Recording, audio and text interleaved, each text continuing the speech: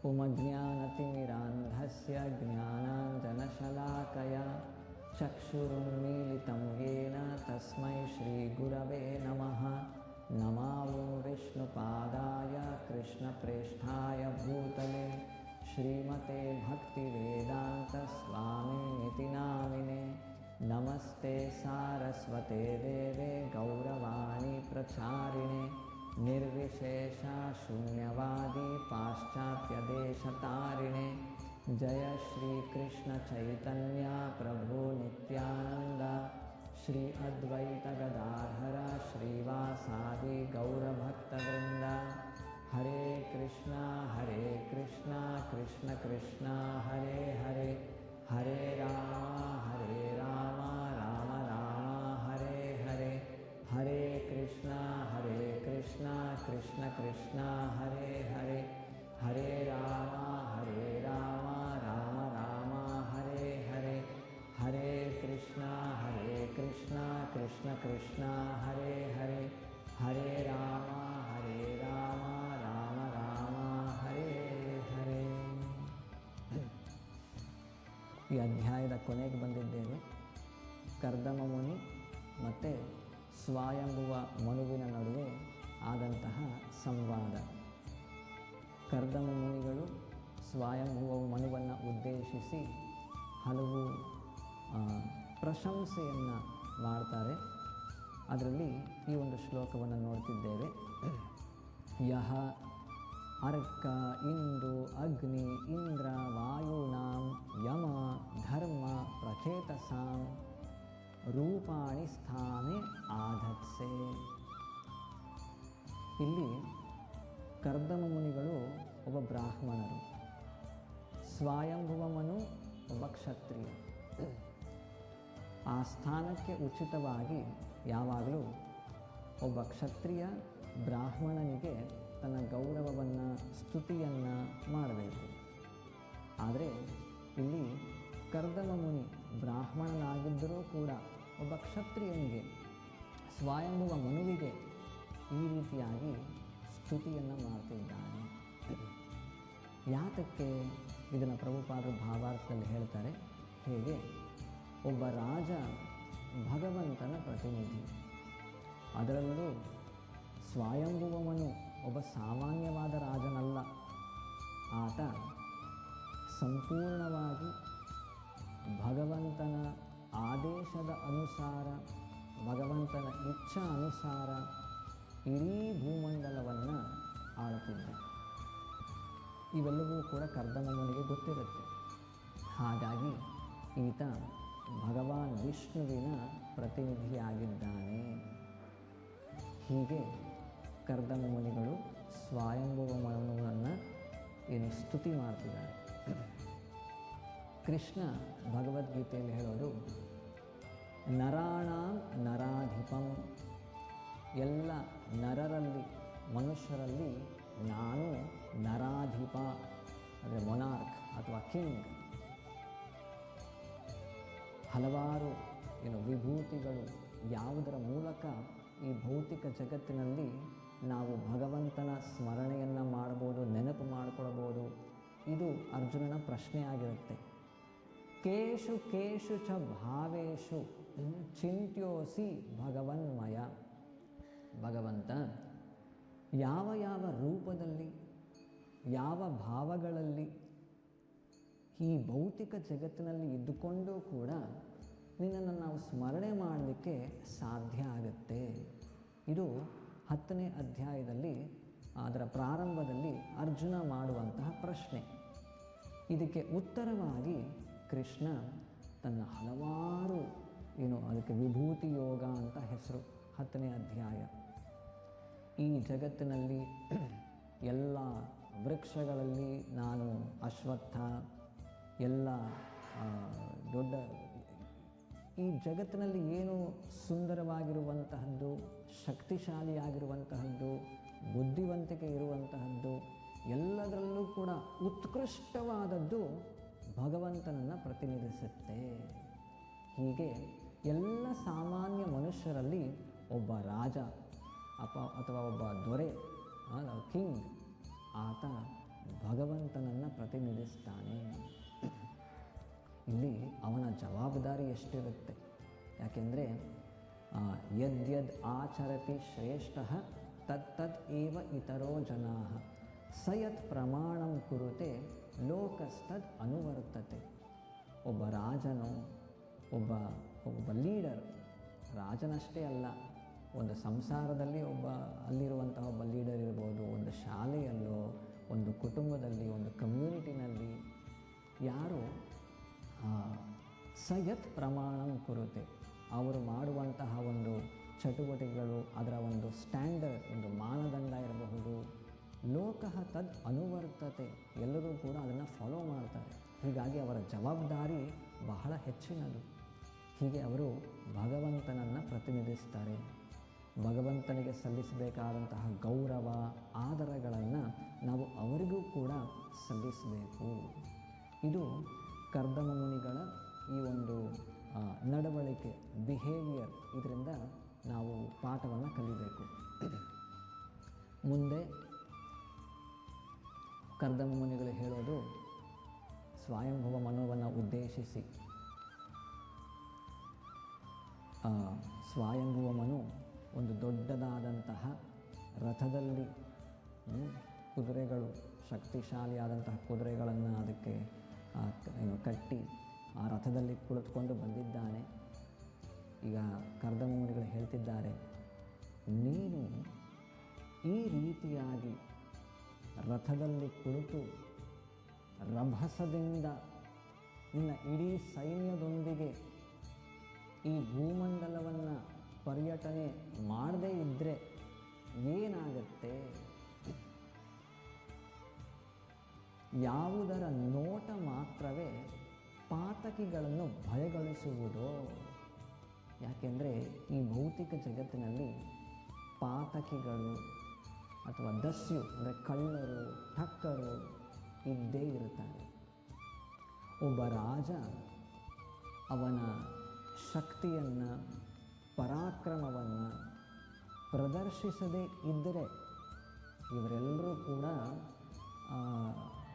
ಹೇಗಂದ್ರೆ ಹಾಗೆ ಅವರ ಕೆಲಸಗಳನ್ನು ಮಾಡಲಿಕ್ಕೆ ಪ್ರಾರಂಭ ಮಾಡ್ತಾರೆ.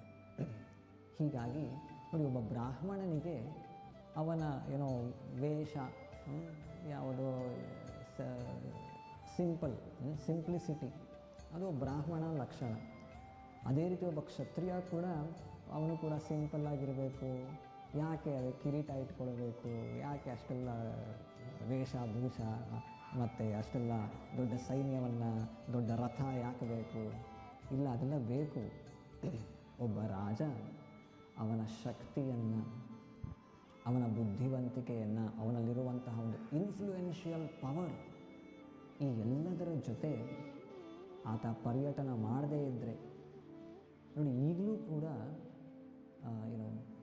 ಸ್ವಾತಂತ್ರ್ಯ ದಿನ, ರಿಪಬ್ಲಿಕ್ ಡೇ ಎಲ್ಲ ಮಾರ್ಚ್ ಪಾಸ್ಟ್ ಎಲ್ಲ ಮಾಡ್ತಾರೆ.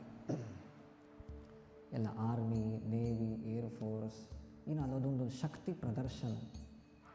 ನಮ್ಮ ದೇಶದಲ್ಲಿ ಇಂತಹ ಒಂದು ಇಷ್ಟೆಲ್ಲ ಶಕ್ತಿ ಇದೆ, ಇಷ್ಟೆಲ್ಲ ಬೇರೆ ಬೇರೆ ವಿಮಾನಗಳು ಅಥವಾ ಟ್ಯಾಂಕರ್ಸ್ ಇರ್ಬೋದು, ಅದೆಲ್ಲ ಪ್ರದರ್ಶನ ಮಾಡ್ತಾರೆ. ಈ ಎಲ್ಲ ಶಕ್ತಿ ಪ್ರದರ್ಶನ ಇಲ್ಲದೇ ಇದ್ದರೆ ಏನಾಗುತ್ತೆ? ಕಳ್ಳರು, ಠಕ್ಕರು ಅವ್ರೇನು ಅಂದುಕೊಳ್ತಾರೆ, ನಾನೇನು ಬೇಕೋ ಮಾಡಬಹುದು. ಇದು ಈ ಭೌತಿಕ ಜಗತ್ತಿನಲ್ಲಿ ಪ್ರತಿಯೊಂದು ಜೀವಿಯ ಸ್ವಾಭಾವಿಕ ಪ್ರವೃತ್ತಿ. ಯಾರು ನನಗಿಂತ ಇನ್ನೊಬ್ಬ ಶಕ್ತಿಶಾಲಿ, ಬಲಶಾಲಿಯೋ ಇಲ್ಲ ಅಂದರೆ ನಾನು ಹೇಗೆ ಬೇಕೋ ಹಾಗೆ ವರ್ತಿಸಬಹುದು, ನನ್ನ ಮನಸ್ಸಿಗೆ ಬಂದಿದ್ದನ್ನು ಮಾಡ್ತೇನೆ. ವಿಮ್ಸಿಕಲ್ ಬಿಹೇವಿಯರ್, ನನ್ನ ಮನಸ್ಸಿಗೆ ಬಂದಿದ್ದು, ನನಗೇನು ಇಷ್ಟ ಅದನ್ನು ಮಾಡ್ತೇನೆ. ಈ ಪ್ರವೃತ್ತಿ ಪ್ರತಿಯೊಬ್ಬರಲ್ಲೂ ಇರುತ್ತೆ. ಹೀಗಾಗಿ ಕೆಲವರಿಗೆ ಒಳ್ಳೆಯ ಮಾತುಗಳಲ್ಲಿ ಅಥವಾ ಯಾರು ಶಾಸ್ತ್ರಗಳ ಅಧ್ಯಯನ ಮಾಡ್ತಾರೆ, ಭಗವದ್ಗೀತೆಯನ್ನು ಓದ್ತಾರೆ, ಅವರಿಗೆ ಇದರ ಮೂಲಕವೇ ಅರ್ಥ ಆಗುತ್ತೆ, ನಾನೇ ಎಲ್ಲವೂ ಅಲ್ಲ, ನನ್ನಲ್ಲಿ ಎಷ್ಟೇ ಶಕ್ತಿ ಇರಲಿ, ಬುದ್ಧಿ ಇರಲಿ, ನನಗಿಂತ ಉನ್ನತವಾದ ಎಲ್ಲ ಭಗವಂತನಿದ್ದಾನೆ, ಉನ್ನತ ಅಧಿಕಾರಿಗಳು, ದೇವತೆಗಳಿದ್ದಾರೆ, ಅವರ ಮುಂದೆ ನನ್ನ ಶಕ್ತಿ, ಯುಕ್ತಿ ಯಾವುದೂ ಕೂಡ ಏನು ಪ್ರಯೋಜನ ಇಲ್ಲ. ಏನೋ ಇದ್ದರೂ ಕೂಡ ಅದು ಟೆಂಪರರಿ, ತಾತ್ಕಾಲಿಕ. ಈ ಒಂದು ಜ್ಞಾನ ಅವನಲ್ಲಿ ಇದ್ದರೆ ಆತ ಸ್ವಾಭಾವಿಕವಾಗಿ ಹಿ ವಿಲ್ ಬಿಕಮ್ ಹಂಬಲ್, ವಿನಮ್ರನಾಗ್ತಾನೆ. ಆದರೆ ಕೆಲವರು ಫೂಲಿಶ್, ಮೂರ್ಖರು, ಅವರಿಗೆ ಶಾಸ್ತ್ರದ ಜ್ಞಾನ ಇರೋದಿಲ್ಲ. ಸ್ವಲ್ಪ ಯಾವುದೋ ಊರಿನಲ್ಲೋ ಯಾವುದೋ ಹಳ್ಳಿಯಲ್ಲೋ ಅಥವಾ ಒಂದು ದೊಡ್ಡ ನಗರದಲ್ಲೇ ಇರ್ಬೋದು, ಸ್ವಲ್ಪ ಅವರಲ್ಲಿ ಶಕ್ತಿ ಬುದ್ಧಿ ಇದೆ, ಬೇರೆಯವರಿಗೆ ಹೋಲಿಸಿದಾಗ ಸ್ವಲ್ಪ ಹೆಚ್ಚಿನ ಪ್ರಮಾಣದಲ್ಲಿದೆ. ಹೀಗಿದ್ದ ಮಾತ್ರಕ್ಕೆ ನನ್ನದೇ ಎಲ್ಲ, ನಾನೇ ಎಲ್ಲ, ನನ್ನದೇ ಅಧಿಕಾರ, ಈ ರೀತಿಯಾಗಿ ವರ್ತಿಸ್ಲಿಕ್ಕೆ ಪ್ರಾರಂಭ ಮಾಡ್ತಾರೆ. ಈ ರೀತಿಯ ಒಂದು ವರ್ತನೆ, ಈ ರೀತಿಯ ಒಂದು ಮನಸ್ಥಿತಿ ಏನು ಮಾಡುತ್ತೆ, ಅವರನ್ನು ಇನ್ನೊಬ್ಬರ ಮೇಲೆ ದಬ್ಬಾಳಿಕೆಯನ್ನು ಮಾಡಲಿಕ್ಕೆ ಪ್ರಾರಂಭ ಮಾಡ್ತಾರೆ. ಇನ್ನೊಬ್ಬರ ಒಂದು ಸ್ವಾತಂತ್ರ್ಯ, ಫ್ರೀಡಮ್, ಅವರ ಒಂದು ರೈಟ್ಸ್ ಅದನ್ನು ಎನ್ಕ್ರೋಚ್ ಮಾಡ್ತಾರೆ. ಒಬ್ಬ ರಾಜನಾದವನು ಈ ರೀತಿಯಾಗಿ ಸಮಾಜದಲ್ಲಿ ಇರೋ ಹಾಗೆ ಇಲ್ಲ. ಪ್ರತಿಯೊಬ್ಬರಿಗೂ ಕೂಡ ಅವರದೇ ಆದಂತಹ ಒಂದು ಸ್ವಾತಂತ್ರ್ಯ, ಅವರಿಗೆ ಬೇಕಾದಂತಹ ವ್ಯವಸ್ಥೆ, ಸವಲತ್ತು, ಅವಶ್ಯಕತೆಗಳು ಅದನ್ನು ಒದಗಿಸಬೇಕಾದದ್ದು ಒಬ್ಬ ರಾಜನ ಕರ್ತವ್ಯ. ಸಮಾಜದಲ್ಲಿ ಸ್ವಾಭಾವಿಕವಾಗಿ ಕಳ್ಳರು, ಠಕ್ಕರು ಇದ್ದೇ ಇರ್ತಾರೆ. ಅವರಿಗೂ ಕೂಡ ಪಾಠವನ್ನು ಕಲಿಸಬೇಕು. ಈ ರೀತಿಯಾಗಿ ಒಬ್ಬ ರಾಜನಾದವನು ಈ ರೀತಿ ನಡ್ಕೊಳ್ಬೇಕಾಗತ್ತೆ. ಅದನ್ನೇ ಕರ್ದಮ ಮುನಿಗಳು ಹೇಳ್ತಿದ್ದಾರೆ. ಮತ್ತೊಮ್ಮೆ ಓದ್ತೇನೆ. ಯಾವುದರ ನೋಟ ಮಾತ್ರವೇ ಪಾತಕಿಗಳನ್ನು ಭಯಗೊಳಿಸುವುದೋ ಅಂತಹ ರತ್ನಮಯವಾದ ಜಯಶಾಲಿ ರಥವನ್ನು ನೀನು ಏರದಿದ್ದರೆ ನಿನ್ನ ಧನುಷ್ ಟಂಕಾರದ ಮೂಲಕ, ಅಂದರೆ ಅವನ ಬಿಲ್ಲು ಬಾಣ, ಅದರ ಒಂದು ಶಬ್ದ, ಧನುಷ್ಸಿನ ಟಂಕಾರದಿಂದ ಅದರ ಮೂಲಕ ಭಯಂಕರ ಧ್ವನಿಯನ್ನು ಉಂಟು ಮಾಡದಿದ್ದರೆ ಮತ್ತು ಯಾವುದರ ಪದಾಘಾತದಿಂದ ಭೂಮಂಡಲವೇ ನಡುಗುವುದೋ ಅಂತಹ ಮಹಾಸೈನ್ಯವನ್ನು ನಡೆಸುತ್ತಾ ನೀನು ಉಜ್ವಲ ಪ್ರಕಾಶದ ಸೂರ್ಯನಂತೆ ಭೂಮಂಡಲವನ್ನು ಸಂಚರಿಸದಿದ್ದರೆ ಠಕ್ಕರು ಮತ್ತು ದಸ್ಯುಗಳು ಭಗವಂತನಿಂದಲೇ ಸೃಷ್ಟಿಗೊಂಡ ವರ್ಣಗಳ ಮತ್ತು ಆಶ್ರಮಗಳ ನೀತಿ ಶಾಸನಗಳನ್ನು ಮುರಿದು ಹಾಕುವರು. ಭಗವಂತ ಈ ಭೌತಿಕ ಜಗತ್ತಿನ ಒಂದು ಇದನ್ನು ನೋಡಿಕೊಳ್ಳಿಕ್ಕೆ ಅಥವಾ ಒಂದು ವ್ಯವಸ್ಥೆಯನ್ನು ಮಾಡಿದ್ದಾನೆ. ಇದರ ಮೇಂಟೆನೆನ್ಸ್ ಹೇಗೆ ನಡೆಯುತ್ತೆ? ನಾವೆಲ್ಲ ಜೀವಿಗಳು ಈ ಭೌತಿಕ ಜಗತ್ತಿಗೆ ಬಂದಿದ್ದೇವೆ. ಹೇಗೆ ಸರ್ಕಾರ ಕಳ್ಳರಿಗೂ ಕೂಡ ಒಂದು ಜೈಲು ಅಥವಾ ಒಂದು ಕಾರಾಗೃಹದ ಒಂದು ವ್ಯವಸ್ಥೆ ಮಾಡಿರುತ್ತೆ. ಅಲ್ಲಿ ಅವರಿಗೆ ಬೇಕಾದಂತಹ ಊಟ, ಬಟ್ಟೆ, ಮೆಡಿಕಲ್ ಅಸಿಸ್ಟೆನ್ಸ್ ಇವೆಲ್ಲವೂ ಕೂಡ ಒಂದು ವ್ಯವಸ್ಥೆ ಇರುತ್ತೆ ಅಲ್ಲಿ. ಅದೇ ರೀತಿ ಈ ಭೌತಿಕ ಜಗತ್ತಿನಲ್ಲೂ ಒಂದು ವ್ಯವಸ್ಥೆಯನ್ನು ಮಾಡಿದ್ದಾನೆ. 84 ಲಕ್ಷ ಜೀವರಾಶಿಗಳಿವೆ. ಈ ಇಡೀ ಬ್ರಹ್ಮಾಂಡದಲ್ಲಿ ಹಲವಾರು ಪ್ಲ್ಯಾನೆಟ್ಸ್, ಲೋಕಗಳಿವೆ. ಆ ರೀತಿ ಹಲವಾರು ಬ್ರಹ್ಮಾಂಡಗಳಿವೆ. ಈ ಪ್ರತಿಯೊಂದು ಸೃಷ್ಟಿಯಲ್ಲಿ, ಪ್ರತಿಯೊಂದು ಜೀವರಾಶಿಯಲ್ಲಿ ಅದರದೇ ಆದ ಒಂದು ವ್ಯವಸ್ಥೆ ಇರುತ್ತೆ. ಅಲ್ಲಿ ಹೇಗೆ ಒಂದು ಆರ್ಡರ್, ಒಂದು ಸಿಸ್ಟಮ್ ಭಗವಂತ ಹಾಕ್ಕೊಟ್ಟಿದ್ದಾನೆ. ಅವರಿಗೆ ಊಟ, ವಸತಿ, ಅವ್ರಿಗೆ ಬೇಕಾದಂತಹ ಎಲ್ಲ ಒಂದು ಸವಲತ್ತನ್ನು ಭಗವಂತ ವ್ಯವಸ್ಥೆ ಮಾಡಿದ್ದಾನೆ. ವಿಶೇಷವಾಗಿ ಮನುಷ್ಯರಲ್ಲಿ ಭಗವಂತನೇ ಹಾಕಿಕೊಟ್ಟಿರುವಂತಹ ಒಂದು ವ್ಯವಸ್ಥೆ ಏನು ಅಂದರೆ ಈ ವರ್ಣಾಶ್ರಮ ಧರ್ಮ. ಸಮಾಜವನ್ನು 4 ವರ್ಣಗಳು, 4 ಆಶ್ರಮಗಳಾಗಿ ವಿಂಗಡಣೆ ಮಾಡಿ, ವಿಭಜನೆ ಮಾಡಿ, ಪ್ರತಿಯೊಂದು ವರ್ಣಕ್ಕೂ ಆಶ್ರಮಕ್ಕೂ ಕೂಡ ಅವರದೇ ಆದಂತಹ ಕೆಲವೊಂದು ರೂಲ್ಸ್ ಆ್ಯಂಡ್ ರೆಗ್ಯುಲೇಷನ್ಸ್, ನಿಯಮಗಳನ್ನು ಭಗವಂತ ಹಾಕಿಕೊಟ್ಟಿದ್ದಾನೆ. ಈ ನಿಯಮಗಳು ನಾವು ಈಗ ಈ ಆಧುನಿಕ ಜಗತ್ತಿನಲ್ಲಿ ಇದು ಸರಿಯಾಗಿ ಪಾಲನೆ ಆಗ್ತಿಲ್ಲ. ಅದೇನಾಗಿದೆ? It is distorted, perverted. ಆದರೆ ಸಂಪೂರ್ಣವಾಗಿ ಅದು ನಶಿಸಿ ಹೋಗಿಲ್ಲ. ಹುಟ್ಟಿನಿಂದ ಒಂದು ಜಾತಿ ಪದ್ಧತಿ, ಈ ಜಾತಿ, ಆ ಧರ್ಮ, ಈ ಕುಲ ಇವೆಲ್ಲ ನಾವು ಮಾತನಾಡ್ತೇವೆ. ಅದರಿಂದ ಸಾಕಷ್ಟು ಅಸ್ಪೃಶ್ಯತೆ, ಅನ್ಟಚಬಿಲಿಟಿ ಬಹಳಷ್ಟು ಒಂದು ಪರ್ವರ್ಟೆಡ್ ಫಾರ್ಮ್ ಅದು ತಗೊಂಡಿದೆ. ಯಾಕೆ? ಸ್ವಯಂಭುವ ಮನುವಿನಂತಹ ರಾಜರು ನಮ್ಮಲ್ಲಿ ಇಲ್ಲದೇ ಇರುವಂತಹ ಕಾರಣ. ಇದೇ ಕಾರಣ, ಮೇನ್ ರೀಸನ್. ಮತ್ತು ಅಲ್ಲಿ ಇರಬೇಕಾದಂತಹ ಬ್ರಾಹ್ಮಣರು, ಅವರು ನಡ್ಕೊಳ್ಬೇಕಾದಂತಹ ರೀತಿ, ಇವೆಲ್ಲವೂ ಕೂಡ ಈ ಆಧುನಿಕ ಜಗತ್ತಿನಲ್ಲಿ ಇಲ್ಲದೇ ಇರೋ ಕಾರಣ ಈ ವರ್ಣಾಶ್ರಮ ಪದ್ಧತಿ ಜಾತಿ ಪದ್ಧತಿಯಾಗಿ ಮಾರ್ಪಾಡುಗೊಂಡಿದೆ ಇಷ್ಟೇ. ಆದರೆ ಈ ಪ್ರಭುಪಾದರ ಭಾವಾರ್ಥದಲ್ಲಿ ಹೇಳ್ತಾರೆ, ಇದು ಭಗವಂತನ ಸೃಷ್ಟಿ. ಹೇಗೆ ಸೂರ್ಯ ಆಕಾಶದಲ್ಲಿ ಇದ್ದಾನೆ, ಕೆಲವೊಮ್ಮೆ ತಾತ್ಕಾಲಿಕವಾಗಿ ಮೋಡಗಳು ಅಡ್ಡ ಬಂದು ಸೂರ್ಯ ಕಾಣದೇ ಇರೋ ರೀತಿ ಮಾಡಿಬಿಡುತ್ತೆ. ಆದರೆ ಸೂರ್ಯ ಶಾಶ್ವತವಾಗಿ ಆಕಾಶದಲ್ಲಿ ಇರ್ತಾನೆ.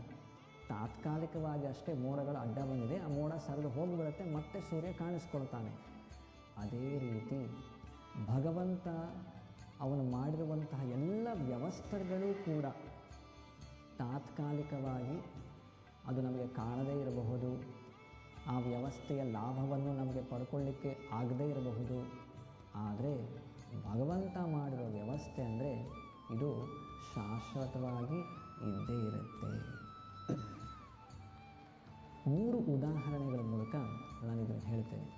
ಹೇಗೆ ಈ ವರ್ಣಾಶ್ರಮ ಧರ್ಮ ಎಷ್ಟೆಲ್ಲ ಜನ ಇದರ ವಿರುದ್ಧವಾಗಿ ಮಾತನಾಡ್ತಾರೆ. ಬ್ರಾಹ್ಮಣ, ಕ್ಷತ್ರಿಯ, ವೈಶ್ಯ, ಶೂದ್ರ, ಇದೇ ನಮ್ಮ ಸಮಾಜವನ್ನು ಹಾಳು ಮಾಡ್ತು, ನಾಶ ಮಾಡ್ತು, ಇದರಿಂದ ನಮ್ಮ ದೇಶ ಭಾಳ ಆರ್ಥಿಕ ಪರಿಸ್ಥಿತಿ ಎಲ್ಲ ಕೆಳಗೆ ಹೋಯಿತು, ಏನೆಲ್ಲ ಬೇಕಾದ ಸಾಕಷ್ಟು ದೊಡ್ಡ ದೊಡ್ಡ ಲೆಕ್ಚರ್ ಕೊಡ್ತಾರೆ, ದೊಡ್ಡ ದೊಡ್ಡ ಪುಸ್ತಕಗಳನ್ನು ಬರೆದಿದ್ದಾರೆ. ಆದರೆ ಈ ವ್ಯವಸ್ಥೆಯನ್ನು ಮನುಷ್ಯ ಸಮಾಜದಿಂದ ತೆಗಿಲಿಕ್ಕೆ ಸಾಧ್ಯ ಇಲ್ಲ. ಪ್ರಭುಪಾದರು ಬೇರೆ ಬೇರೆ ಕಡೆಗಳಲ್ಲಿ ಹಲವಾರು ರೀತಿ ಇದನ್ನು ಸಮರ್ಥಿಸ್ಕೊಳ್ತಾರೆ. 3 ಉದಾಹರಣೆಗಳನ್ನು ಹೇಳ್ತೇನೆ. ಸಾಕಷ್ಟು ಬಾರಿ ನೀವು ಕೇಳಿರ್ತೀರಿ ಇದನ್ನು. ಒಮ್ಮೆ ಪ್ರಭುಪಾದರಿಗೆ ಇದೇ ಪ್ರಶ್ನೆ ಕೇಳಿದಾಗ, ನಿಮ್ಮ ದೇಶದಲ್ಲಿ ಈ ರೀತಿಯ ಜಾತಿ ಪದ್ಧತಿ ಇದೆ, ಹಾಗೆ ಹೀಗೆ ಅಂದಾಗ ಪ್ರಭುಪಾದರು ಒಂದು ಕಡೆ ಹೇಳ್ತಾರೆ, ಇದೆಲ್ಲಿ ಅಮೇರಿಕಾದಲ್ಲಿ.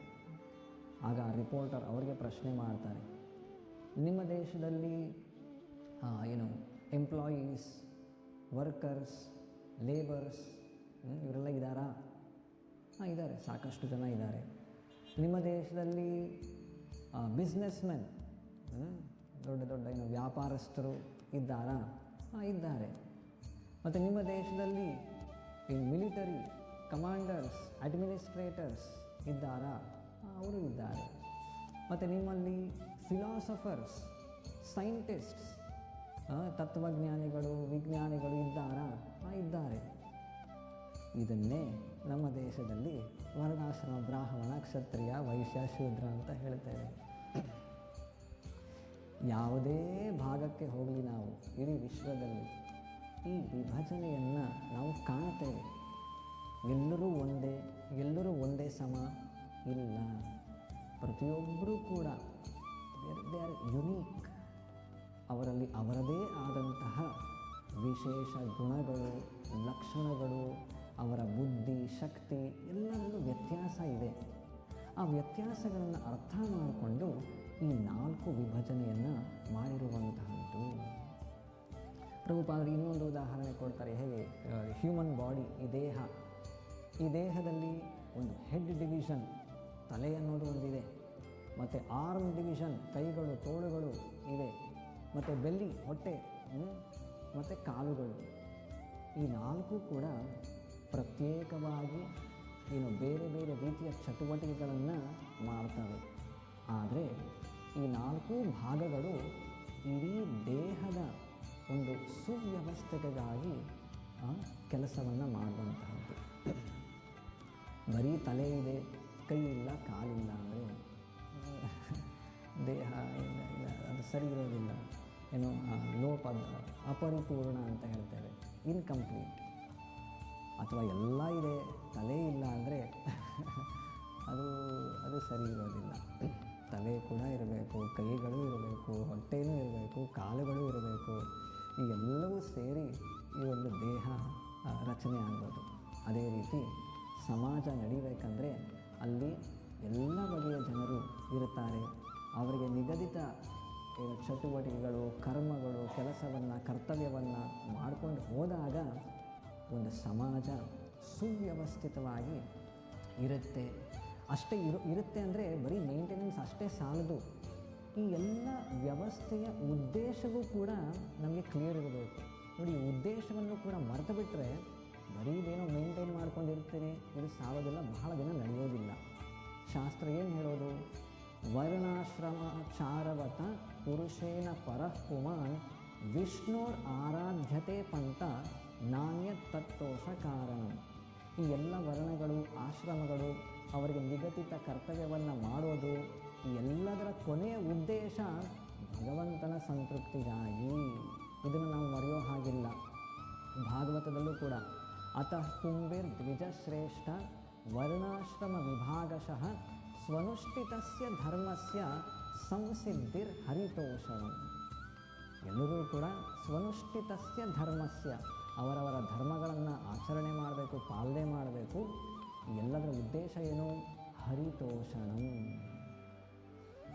ಹಂತ ಹಂತವಾಗಿ, ಕ್ರಮೇಣವಾಗಿ ನಾವು ನಮ್ಮ ಈ ಭೌತಿಕ ಜಗತ್ತಿನ ಕಲ್ಮಶದಿಂದ ದೂರವಾಗಿ, ಪ್ರಕೃತಿಯ 3 ಗುಣಗಳ ಪ್ರಭಾವದಿಂದ ದೂರ ಆಗಿ, ನಾವು ಪರಿಶುದ್ಧ ಆತ್ಮದ ನೆಲೆಯಲ್ಲಿ ನಿಂತು ಭಗವಂತನ ಭಕ್ತಿ ಸೇವೆಯನ್ನು ಮಾಡಬೇಕು. ಸಂಪೂರ್ಣ ಪರಿಶುದ್ಧರಾಗಿ ಈ ಭೌತಿಕ ಜಗತ್ತಿನ ಒಂದು ಬಂಧನದಿಂದ ಬಿಡುಗಡೆ ಹೊಂದಿ ಆಧ್ಯಾತ್ಮಿಕ ನೆಲೆಗೆ ಹೋಗಲಿಕ್ಕೆ ಅರ್ಹರಾಗಬೇಕು. ಇದು ವರ್ಣಾಶ್ರಮ ಪದ್ಧತಿಯ ಉದ್ದೇಶ, ಒಂದು ಗೋಲ್ ಅಥವಾ ಒಂದು ಆಬ್ಜೆಕ್ಟಿವ್. ಈ ಉದ್ದೇಶವನ್ನು ಮರೆತು ಬರೀ ನನಗೆ ಈ ಒಂದು ಅಧಿಕಾರ ಇದೆ, ಈ ಒಂದು ವ್ಯವಸ್ಥೆ ಇದೆ, ನನ್ನ ಇಂದ್ರಿಯ ತೃಪ್ತಿಗಾಗಿ ಎಲ್ಲ ಅಧಿಕಾರ ವ್ಯವಸ್ಥೆನ ಉಪಯೋಗಿಸ್ಕೊಳ್ತೇನೆ, ಇದು ಆ ಒಂದು ಪದ್ಧತಿಯ ನಾಶಕ್ಕೆ ಕಾರಣ ಆಗಿಬಿಡುತ್ತೆ. ಇಷ್ಟೇ. ಹೀಗಾಗಿ ಈ ಮೂಲ ಉದ್ದೇಶವನ್ನು ಕೂಡ ನಾವು ಮರೆಯೋ ಹಾಗಿಲ್ಲ. ಇನ್ನೊಂದು ಉದಾಹರಣೆ, 2 ಆಯಿತು. ಒಂದು, ಎಲ್ಲ ದೇಶಗಳ ಎಲ್ಲೆಲ್ಲೂ ಕೂಡ ಈ ವಿಭಜನೆಯನ್ನು ನೋಡ್ತೇವೆ, ಮತ್ತು ಈ ಬಾಡಿ, ಹ್ಯೂಮನ್ ಬಾಡಿ, ಈ ಒಂದು ಎಕ್ಸಾಂಪಲ್ ನೋಡಿದ್ವಿ. 3ನೇದು, ಈಗ ಯಾವ ರೀತಿ ಒಂದು ದೊಡ್ಡ ಆರ್ಗನೈಸೇಷನ್, ಒಂದು ದೊಡ್ಡ ಕಂಪನಿ ನೋಡ್ತೇವೆ ನಾವು. ಅಲ್ಲಿ ಸಾವಿರಾರು ಜನ ಕೆಲಸ ಮಾಡ್ತಿರ್ತಾರೆ, ಅಲ್ಲಿ ಹಲವಾರು ರೀತಿ ಜನರಿರುತ್ತಾರೆ. ಅಲ್ಲಿ ನೋಡಿದಾಗಲೂ ಕೂಡ ಆಫೀಸ್ ಸ್ಟಾಫ್ ಇರ್ಬೋದು, ಅಲ್ಲಿ ಮಷಿನ್ ಮೇಲೆ ವರ್ಕ್ ಮಾಡ್ತಿರೋ ಇಂಜಿನಿಯರ್ಸ್ ಇರ್ಬೋದು, ಎಲ್ಲ ಬೇರೆ ಬೇರೆ ಜನ ಇರ್ತಾರೆ. ಅಲ್ಲದೆ ಅವನು ದೊಡ್ಡ ಕಂಪನಿಯಲ್ಲಿ ಮ್ಯಾನೇಜ್ಮೆಂಟ್, ಅಲ್ಲಿ ಡಿಪಾರ್ಟ್ಮೆಂಟ್ ಹೆಡ್ ಇರ್ಬೋದು, ಅಥವಾ ಜನರಲ್ ಮ್ಯಾನೇಜರ್ ಇರ್ಬೋದು, ಚೀಫ್ ಎಕ್ಸಿಕ್ಯೂಟಿವ್ ಆಫೀಸರ್ ಇರ್ಬೋದು, ಡೈರೆಕ್ಟರ್ಸ್ ಇರ್ಬೋದು. ಈ ರೀತಿ ಹಲವಾರು ಒಂದು ಮ್ಯಾನೇಜ್ಮೆಂಟ್ ಇರುತ್ತೆ, ದೊಡ್ಡ ಒಂದು ಕಮಿಟಿ ಇರುತ್ತೆ ಅದರ ವ್ಯವಸ್ಥೆಯನ್ನು ನೋಡಿಕೊಳ್ಳಿಕ್ಕೆ. ಮತ್ತು ಆ ಕಂಪನಿಯನ್ನು ನಡೆಸಲಿಕ್ಕೆ ಇನ್ವೆಸ್ಟರ್ಸ್, ಶೇರ್ ಹೋಲ್ಡರ್ಸ್ ಇವರೆಲ್ಲ ಇರ್ತಾರೆ, ಹಣ ಹೂಡಿಕೆ ಮಾಡುವವರು. ಮತ್ತು ಆ ಒಂದು ಕಂಪನಿಯಲ್ಲಿ ಒಂದು R&D, research and development team ಇರುತ್ತೆ. ಬರೀ ಏನೋ ಮಾಡ್ಕೊಂಡು ಹೋಗ್ತಿದ್ವಿ ಅಷ್ಟೇ ಅಲ್ಲ, ಮುಂದೆ ಗೋಲ್ ಏನು, ಮಾರ್ಕೆಟ್ ಹೇಗಿದೆ, ಈ ಒಂದು ಪ್ರಾಡಕ್ಟ್ ಇದು ಮುಗೀತು, ಇದರ ಆಯುಷ್ಯ, ಹೊಸ ಪ್ರಾಡಕ್ಟ್ ನಾವು ಲಾಂಚ್ ಮಾಡಬೇಕು, ಇದ್ರ ಬಗ್ಗೆ ಎಲ್ಲ ತಲೆ ಹಾಕಬೇಕು, ಅದಕ್ಕೆ ಒಂದು ದೊಡ್ಡ ಟೀಮ್ ಇರುತ್ತೆ. ಈ ಒಂದು ವ್ಯವಸ್ಥೆಯನ್ನು ನಾವು ನೋಡ್ತೇವೆ. ಇದನ್ನು ನಾವು ತೆಗೆದುಹಾಕ್ಲಿಕ್ಕೆ ಆಗೋದಿಲ್ಲ. ಹೀಗೆ ವರ್ಣಾಶ್ರಮ ಪದ್ಧತಿಯನ್ನು ನಾವು ಅರ್ಥ ಮಾಡಿಕೊಳ್ಬೇಕು. ಇದು ಭಗವಂತ ಸೃಷ್ಟಿ ಮಾಡಿರುವಂತಹದ್ದು. ಇದು ಯಾವುದೇ ಕ್ಷಣದಲ್ಲೂ ಸಂಪೂರ್ಣವಾಗಿ ತೆಗಿಲಿಕ್ಕೆ ಸಾಧ್ಯ ಇಲ್ಲ. ಅದರ ಒಂದು ಪರ್ವರ್ಟೆಡ್ ಫಾರ್ಮ್ ಅದನ್ನು ನಾವು ನೋಡ್ತಿದ್ದೇವೆ ಜಾತಿ ಪದ್ಧತಿಯ ರೀತಿಯಲ್ಲಿ ಈ ಆಧುನಿಕ ಜಗತ್ತಿನಲ್ಲಿ. ಆದರೆ ಇದು ಸರಿಯಾದದಲ್ಲ. ಇದನ್ನು ನೋಡಿ ಭಕ್ತರಾದವರು ನಾವು ಹೇಗೆ ಇದನ್ನು ಅಳವಡಿಸ್ಕೊಳ್ಬೇಕು ಅಥವಾ ನಮ್ಮ ಜೀವನದಲ್ಲಿ ಹೇಗೆ ಅಪ್ಲೈ ಮಾಡಬೇಕು, ನಮಗೆ ಚೈತನ್ಯ ಮಹಾಪ್ರಭುಗಳು ಸಿಂಪಲ್ ಮಾಡಿಕೊಟ್ಟಿದ್ದಾರೆ. ಏನು? ಸ್ಥಾನೇ ಸ್ಥಿತ ಶ್ರುತಿಗತ ತನುವಾಕ್ ಮನೋಭಿರ್. ನಾವು ಯಾವುದೇ ಸ್ಥಾನದಲ್ಲಿರಲಿ, ನಾವೊಬ್ಬ ಗೃಹಸ್ಥ ಇರಲಿ, ಬ್ರಹ್ಮಚಾರಿ ಇರಲಿ, ಒಬ್ಬ ಸನ್ಯಾಸಿ ಇರಲಿ, ಬ್ರಾಹ್ಮಣನೋ ಕ್ಷತ್ರಿಯ, ಈಗೆಲ್ಲ ಬ್ರಾಹ್ಮಣ, ಕ್ಷತ್ರಿಯ, ವೈಶ್ಯ, ಶೂದ್ರ ಅಷ್ಟೆಲ್ಲ ಸರಿಯಾಗಿ ಶಾಸ್ತ್ರದಲ್ಲಿ ಕೊಟ್ಟಿರುವಂತಹ ಎಲ್ಲ ರೂಲ್ಸನ್ನು ಫಾಲೋ ಮಾಡ್ತಿರುವಂತಹ ಬ್ರಾಹ್ಮಣನಿರ್ಬೋದು, ಕ್ಷತ್ರಿಯನಿರ್ಬೋದು ನಾವೀಗ ಕಾಣೋದಿಲ್ಲ. ಎಲ್ಲ ಸ್ವಲ್ಪ ಮಿಕ್ಸ್ಚರ್ ಇದೆ, ಎಲ್ಲ ಬೇರೆ ಬೇರೆ ಗುಣಗಳೆಲ್ಲ ಮಿಕ್ಸ್ಚರ್ ನೋಡ್ತೇವೆ. ಹಾಗಾಗಿ ನಾವು ನಿಜವಾಗ್ಲೂ ಯಾವುದಕ್ಕೆ ಸೇರ್ತೇವೆ ಅದನ್ನು ಅರ್ಥ ಮಾಡ್ಕೊಳ್ಳಿಕ್ಕೆ ಸ್ವಲ್ಪ ಕನ್ಫ್ಯೂಷನ್ ಆಗಿಬಿಡುತ್ತೆ. ಯಾವುದೇ ಪ್ರವೃತ್ತಿ ಇರಲಿ, ನಾವೊಂದು ಯಾವುದೋ ಬೇರೆ ಈಗ ಆಧುನಿಕ ಜಗತ್ತಿನಲ್ಲಿ ಬೇರೆ ಬೇರೆ ಕೆಲಸದಲ್ಲಿ ನಾವು ತೊಡಗುತ್ತೇವೆ. ವಿಶೇಷವಾಗಿ ಅನ್ಯಾಯದ ಮಾರ್ಗ, ಅಸತ್ಯದ ಮಾರ್ಗ ನಾವು ಹಿಡಿಯೋ ಹಾಗಿಲ್ಲ. 4 ನಿಯಂತ್ರಕ ತತ್ವಗಳನ್ನು ಮುರಿಯುವಂತಹ ಮಾರ್ಗಗಳನ್ನು ನಾವು ಆ ಮಾರ್ಗದಲ್ಲಿ ಹೋಗಬಾರ್ದು.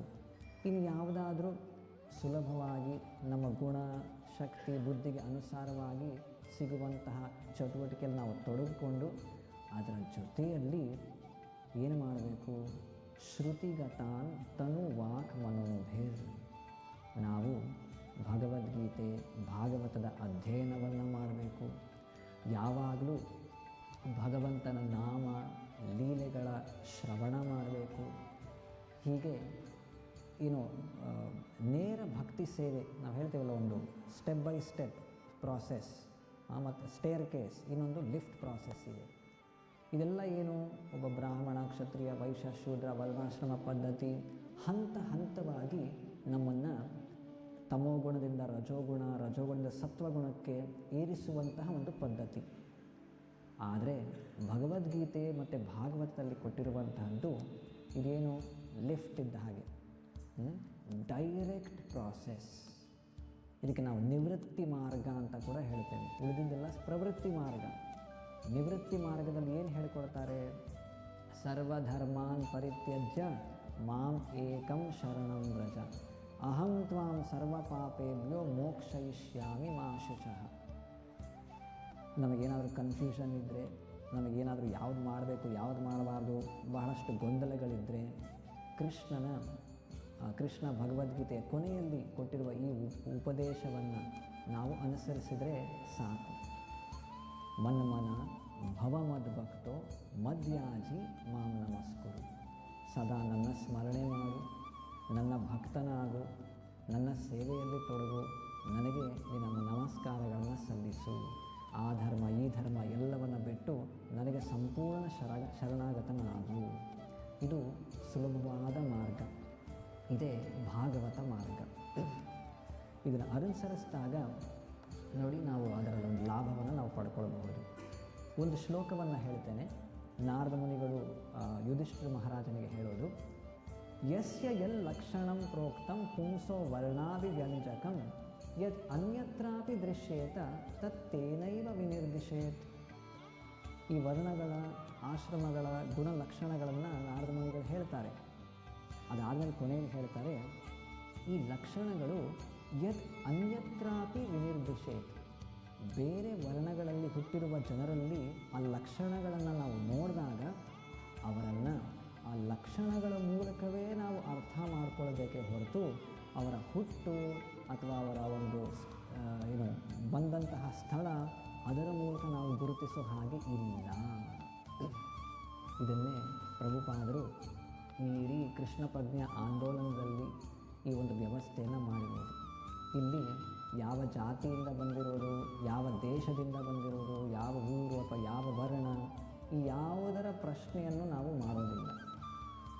ಯಾವುದೇ ವರ್ಗ ಇರಲಿ, ಯಾವ ಒಂದು ಪರಿಸ್ಥಿತಿಯಲ್ಲಿ, ಬ್ಯಾಕ್ಗ್ರೌಂಡ್ ಏನೇ ಇರಲಿ, ಭಗವಂತನಿಗೆ ಶರಣಾಗಲಿಕ್ಕೆ ನೀವು ಸಿದ್ಧ ಇದ್ದೀರಾ? ಪ್ರೇಮಪೂರಿತವಾದ ಭಕ್ತಿ ಸೇವೆಯನ್ನು ಸಲ್ಲಿಸಲಿಕ್ಕೆ ನೀವು ಸಿದ್ಧ ಇದ್ದೀರಾ?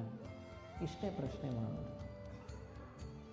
ಸರಿ, ಸಿದ್ಧ ಇದ್ದೇನೆ, ಆದರೆ ನನ್ನಲ್ಲಿ ಇನ್ನೂ ಸಾಕಷ್ಟು ಕೆಟ್ಟ ಅಭ್ಯಾಸಗಳು, ಹವ್ಯಾಸಗಳು ಇದೆ. ಪರವಾಗಿಲ್ಲ, ನೀವು ಪ್ರಾರಂಭ ಮಾಡಿ. ಭಗವಂತನ ನಾಮ ಜಪ, ಶ್ರವಣ, ಕೀರ್ತನ ಪ್ರಾರಂಭ ಮಾಡಿ.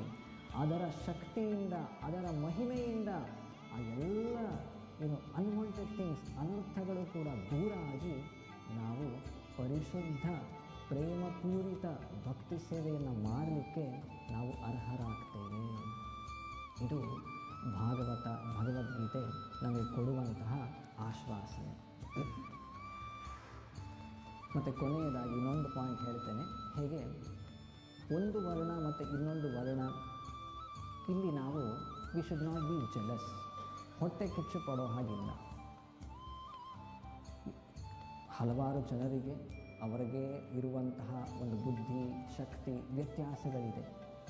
ಅದಕ್ಕೆ ತಕ್ಕನಾದಂತಹ ಒಂದು ಚಟುವಟಿಕೆ, ಕೆಲಸವನ್ನು, ಕರ್ತವ್ಯವನ್ನು ನಿಗದಿಪಡಿಸಲಾಗುತ್ತೆ.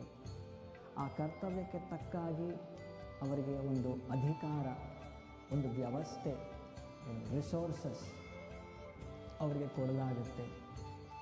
ಒಬ್ಬರನ್ನು ಇನ್ನೊಬ್ಬರು ನೋಡಿ ಹೊಟ್ಟೆ ಕಿಚ್ಚು ಪಡೋ ಹಾಗೆ ಇಲ್ಲ. Not to become envious or jealous.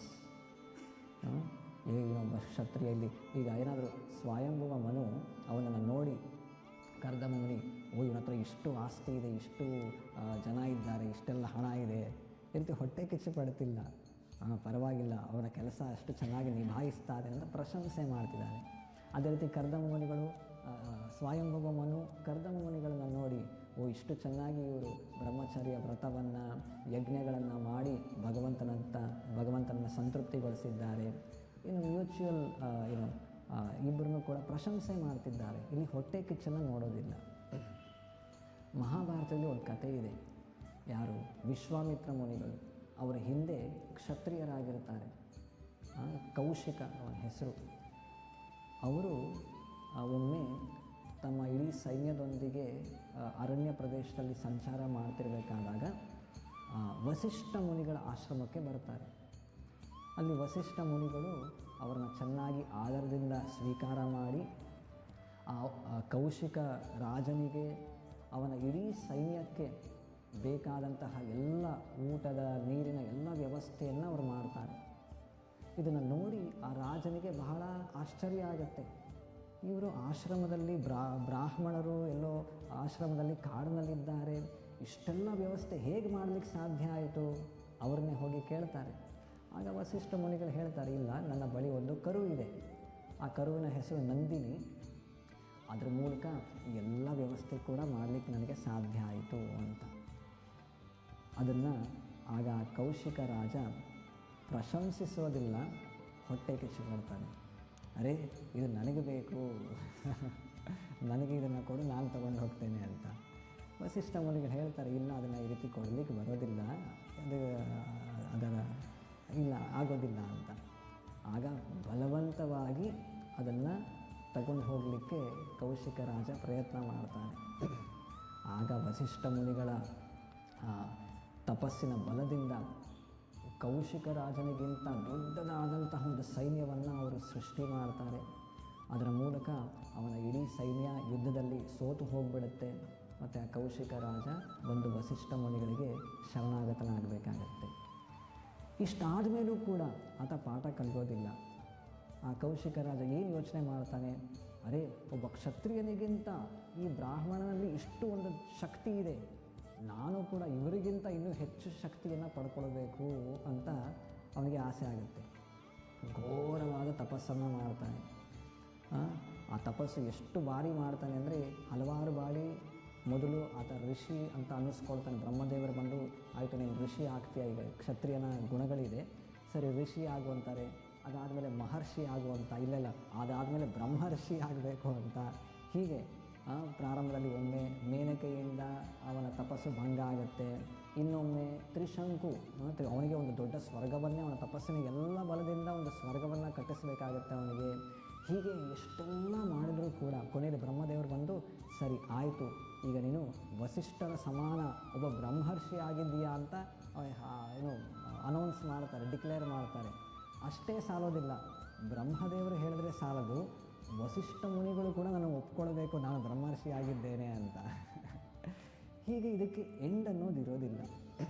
ಇನ್ನೊಬ್ಬರಿಗೆ ನಾವು ಕಂಪೇರ್ ಮಾಡೋದು, ಅವ್ರಿಗಿಂತ ಜಾಸ್ತಿ ಆಗಬೇಕು, ಇದೆಲ್ಲ ನಮ್ಮ ಎಲ್ಲ ಆಯುಷ್ಯ, ಬಲ ಎಲ್ಲವನ್ನು ಕೂಡ ಅದರಲ್ಲೇ ವ್ಯಯ ಮಾಡಿಬಿಡ್ತೇವೆ. ನಮ್ಮ ಜೀವನದ, ಮನುಷ್ಯ ಜೀವನದ ನಿಜವಾದ ಉದ್ದೇಶ ನಾವು ಮರೆತು ಬಿಡಬೇಕಾಗತ್ತೆ. ಇವೆಲ್ಲವನ್ನು ಬಿಟ್ಟು ಹೊಟ್ಟೆ ಕಿಚ್ಚು, ಅಸೂಯೆ, ದ್ವೇಷ, ಇನ್ನೊಬ್ಬರ ಜೊತೆ ಕಂಪ್ಯಾರಿಸನ್ ಮಾಡೋದು, ಇದರಿಂದ ಯಾವುದೇ ಉಪಯೋಗ ಇಲ್ಲ. ನಾವೆಲ್ಲ ಭಗವಂತನ ಅಂಶ.